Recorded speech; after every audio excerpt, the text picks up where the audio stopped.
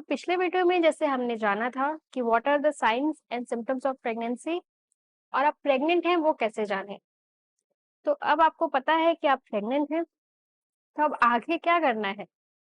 ये वीडियो आज का जो वीडियो है इसी के अराउंड रोटेट करेगा कि प्रेग्नेंट होने के बाद आगे क्या करना चाहिए। बहुत लोगों के घर में बड़े बुजुर्ग होते हैं जो कि उनको गाइड कर देते हैं कि आगे क्या करना है क्या नहीं करना है। पर बहुत सारे कपल्स अकेले रहते हैं, हस्बैंड वाइफ, और उनको इतनी जानकारी नहीं होती है। तो ये वीडियो खासकर ऐसे लोगों के लिए है। तो मैं हूँ डॉक्टर श्वेता और ये है पालनहारी वुमन हॉस्पिटल।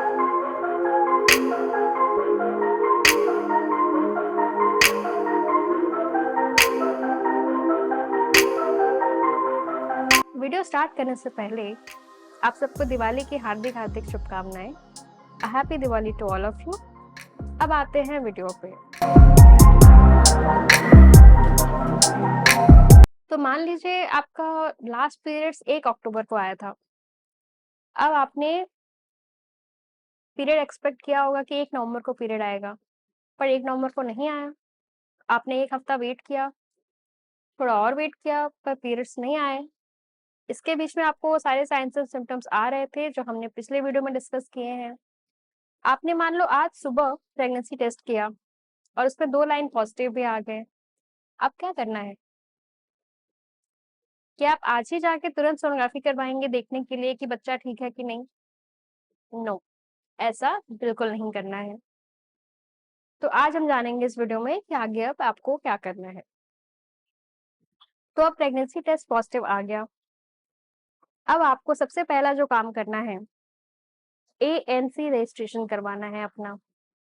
एएनसी मतलब एंटी नेटल केयर। नेटल मतलब प्रेगनेंसी, एंटी मतलब ड्यूरिंग, केयर मतलब केयर। तो एंटी नेटल रजिस्ट्रेशन जो होता है, इसमें आपको किसी एक गायनेक के अंडर अपना नाम डलवाना होता है। नाम का रजिस्ट्रेशन कराना है बेसिकली, या ये बोल दीजिए कि डिलीवरी के लिए नाम डलवाना है आपका, किसी भी गायनेक के पास। आप पहले तो अपना गायनेक बहुत ध्यान से चुनें।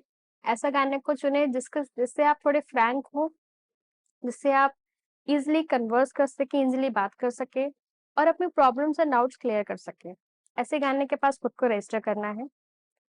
अब आप अपने डॉक्टर के पास जाएँगी चेकअप कराने।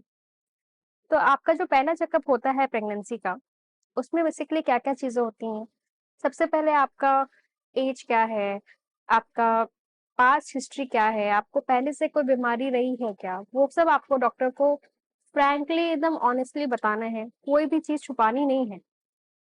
अगर आपको मिर्गी के दौरे आते थे, तो डॉक्टर को बताना है। आपको दमा की दिक्कत है, तो डॉक्टर को बताना है। पहले बीपी की, शुगर की, थायराइड की, किसी भी तरह की दिक्कत है, आपको अपने गायनेक को ज़रूर बताना है। क्योंकि प्रेगनेंसी एक डायनामिक स्टेट होता है।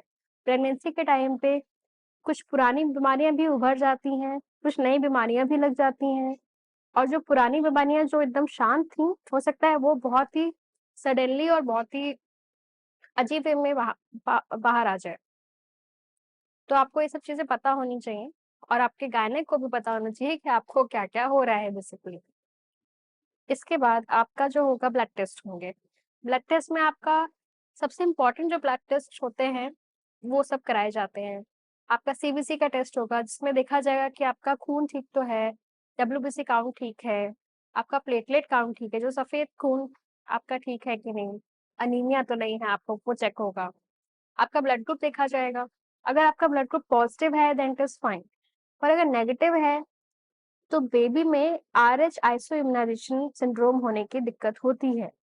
तो अगर आपका ब्लड ग्रुप नेगेटिव है, तो भी आपके गायनेक आपको समझाएँगे, ये सब चीज़ें हो सकती हैं और आपको आगे चल के सतर्क रहना है। इसके बाद आपका HIV, hepatitis B, hepatitis C, VDRL, ये कुछ ब्लड टेस्ट होते हैं। ये क्यों होते हैं? बहुत सारे लोग बोलते हैं कि मैडम मेरा एचआईवी या हेपेटाइटिस का टेस्ट क्यों कर रही हैं आप? मुझे तो इसका कोई दिक्कत ही नहीं है। पर ये टेस्ट इसलिए करते हैं क्योंकि ये सारी बीमारियाँ माँ से बच्चे को ट्रांसफर होती है। तो अगर आप पॉजिटिव हैं, तो एक वेरी हाई चांस कि आपका बेबी भी पॉजिटिव या बेबी भी अंदर इन्फेक्टेड हो सकता है और बेबी को रिस्क हो सकता है।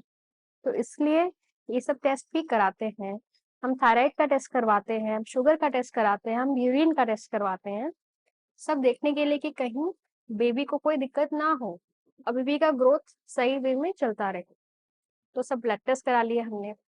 सोनोग्राफी, सोनोग्राफी जो होती है स्पेसिफिक टाइम्स पे ही होती है, कभी भी उठ के सोनोग्राफी करने की ज़रूरत नहीं होती है प्रेगनेंसी में, या बार-बार हर महीने सोनोग्राफी करने की भी ज़रूरत नहीं होती है। सोनोग्राफी जो रेलेवेंट और जो इम्पोर्टेंट सोनोग्राफीज़ हैं, उसकी डिटेल्स मैं आपको बता देती हूँ। तो सोनोग्राफी कराने के लिए सबसे पहली जो होती है सोनोग्राफी, उसमें हमें सिर्फ ये चेक करना होता है कि पहले तो प्रेगनेंसी बाबा है कि नहीं है। प्रेगनेंसी है, सोनोग्राफी पे दिख रही है, फाइन। उसके बाद बेबी जो है वो बच्चेदानी के अंदर ही है ना, कहीं ट्यूब में तो नहीं, सर्विक्स में तो नहीं या कहीं और तो नहीं, जो एक्टोपिक प्रेगनेंसी रूल आउट करनी है हमको। तीसरी चीज़, एक ही बच्चा है ना, कहीं ट्विन्स तो नहीं, कहीं ट्रिपलेट्स तो नहीं, कहीं क्वाड्रुप्लेट्स तो नहीं, तो वो भी चीज़ें चेक होती हैं। तो ये सब अर्ली सोनोग्राफी जो पहला सोनोग्राफी होता है, उसमें हम ये सब चेक करते हैं और सबसे इम्पोर्टेंट चीज़, बेबी की हार्ट बीट आई है कि नहीं, तो वो हम चेक करेंगे पहली सोनोग्राफी में। उसके बाद जो सोनोग्राफी होती है, वो साढ़े 3 या चौथे महीने पे होती है, जिसको हम NT-NB सोनोग्राफी बोलते हैं, nuchal translucency and nasal bone test. इसमें क्या देखते हैं? इसमें सिर्फ ये देखेंगे कि बच्चे की नोज़ डेवलप हुई है कि नहीं। अब आप सोचोगे कि नोज़ से क्या फ़र्क पड़ता है? बच्चे की नोज़ तो होगी, उसमें चेक करने की क्या ज़रूरत है? और सिर्फ नोज़ ही क्यों चेक करते हैं? तो उसके पीछे बहुत बड़ा कारण है। डाउन सिंड्रोम के बारे में अगर आप जानते हैं, जो डाउन सिंड्रोम होता है बच्चों में, वो इस स्टेज पे डिटेक्ट हो सकता है।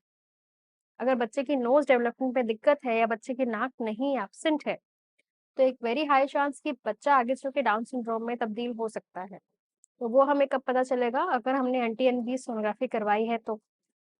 20 वीक्स पे, 20 वीक्स मतलब 5वें महीने पे या 18 टू 20 वीक्स के बीच में हम एक सोनोग्राफी करवाते हैं, जिसको हम एनोमली स्कैन बोलते हैं।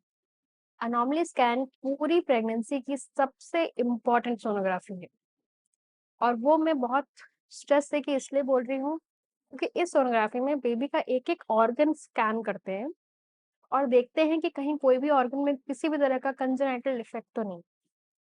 अब ये डिफेक्ट क्या हो सकते हैं? कुछ-कुछ बेबी में स्कल ही नहीं डेवलप होता है, जिसको हम एनेन्केफेली बोलते हैं। कुछ बेबीज़ में आईज़ में प्रॉब्लम है, कुछ बेबी की नोज़ नहीं है, कुछ बेबी के लिप्स कटे हुए हैं, जिसको हम क्लेफ्ट लिप, क्लेफ्ट पैलेट बोलते हैं।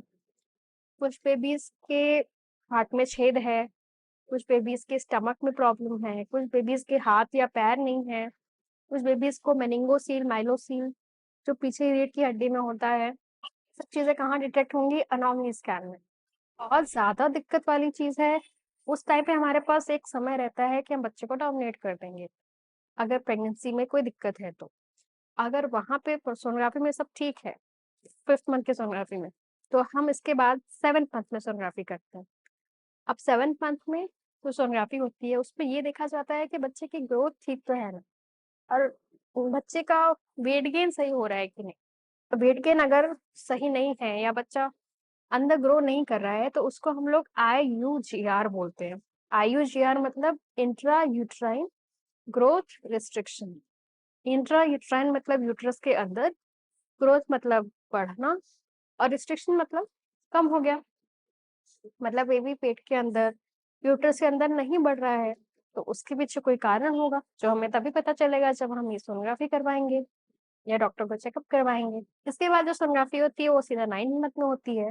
9th मंथ में देखते हैं कि बच्चे का वेट ठीक है, बच्चे के आस-पास पानी-वानी सही तो है, बच्चे के गले में नाल तो नहीं है, बच्चे को खून बराबर जा रहा है कि नहीं जा रहा है। ये सब 9th मंथ में सोनोग्राफी होती है। अब ये सोनोग्राफीज़ ज़रूरी नहीं कि इतनी हो, कुछ लोगों को थोड़ी ज़्यादा सोनोग्राफी भी लग सकती है। अगर कोई दिक्कत है, तो सोनोग्राफी में हम उसको मॉनिटर करते हैं उस चीज़ को और ज़्यादा सोनोग्राफी भी करनी पड़ सकती है। तो ये तो हो गया सोनोग्राफी का। इसके बाद तीसरी चीज़ आती है आपकी डाइट पे। आपकी डाइट भी बहुत ज़रूरी है। डाइट में आपको बहुत सी चीज़ें बताई जाती हैं कि आपको हेल्दी न्यूट्रिशन डाइट लेनी है। आपको सिंपल घर का दाल, चावल, सब्ज़ी, रोटी खाना है, उसके साथ-साथ कुछ फ्रूट्स, ड्राई फ्रूट्स, सैलड्स, कुछ सप्लीमेंट्स आपको स्टार्ट करने हैं। आपको ज़्यादा प्रोसेस्ड फूड नहीं खाना है। प्रोसेस्ड फूड में से मैदे वाले आइटम्स हो गए, फ्राइड स्पाइसी आइटम्स। उसके बाद आपको कोल्ड ड्रिंक्स, अल्कोहल और स्मोकिंग ये सब चीज़ें नहीं करनी है प्रेगनेंसी में। तो ये सब चीज़ें भी आपको आपके गायनेक बताएँगे। इसके अलावा जो टैबलेट आपको स्टार्ट करनी होती है, जैसे फॉलिक एसिड स्टार्ट करते हैं हम अर्ली प्रेगनेंसी में। उसके बाद हम आयरन, कैल्शियम, विटामिन डी भी स्टार्ट करते हैं और अगर कोई हाई रिस्क प्रेगनेंसी है, तो उसके हिसाब से और भी दवाइयाँ स्टार्ट करते हैं प्रेगनेंसी में। तो वो सब भी आपको पता चलेगा कि आपको क्या-क्या, किस टाइम पे क्या-क्या खाना है। अब इसके बाद आते हैं आपकी स्लीप और आपके एक्सरसाइज़ेज़ पे। आपको एक एक्सरसाइज़ पैटर्न भी अपना रखना है और अपना स्लीप पैटर्न भी सही रखना है। आपको डेली 7 से 8 घंटे की नींद कम से कम लेनी है, दैट इज़ रिक्वायर्ड क्योंकि अगर आप अच्छे से सोएँगे नहीं, आपकी बॉडी को रेस्ट नहीं मिलेगा, तो आपकी बॉडी ओवर स्ट्रेस होगी। इसके सिम्पटम्स आपके शरीर पे या आपके बेबी पे आएँगे, तो आपको एक अच्छी-सी गुड नाइट स्लीप लेनी है 7-8 आवर्स की, कम से कम। इसके बाद आपको एक्टिव रहना है। प्रेग्नेंट हो गए तो ज़रूरी नहीं कि आप बिस्तर पे ही पड़े रहें कि नहीं अब मैं प्रेग्नेंट हो गई हूँ। अगर आपको डॉक्टर ने बोला है कि कंप्लीट बेड रेस्ट करना है, तो ही बेड रेस्ट करना है, वरना आप घर के नॉर्मल काम कर सकते हैं एंड डेली 15-20 मिनट या हाफ एन आवर वॉक वगैरह करना, ब्रिस्क वॉक बहुत ज़्यादा फास्ट नहीं, करते रहना बहुत इम्पोर्टेंट है। अगर आप करते रहेंगे तो आपके शरीर, आपके लिगामेंट्स, आपके जॉइंट्स सब एक्टिव रहेंगे और आपको थोड़ा-सा एनर्जेटिक फील होगा अपनी बॉडी में।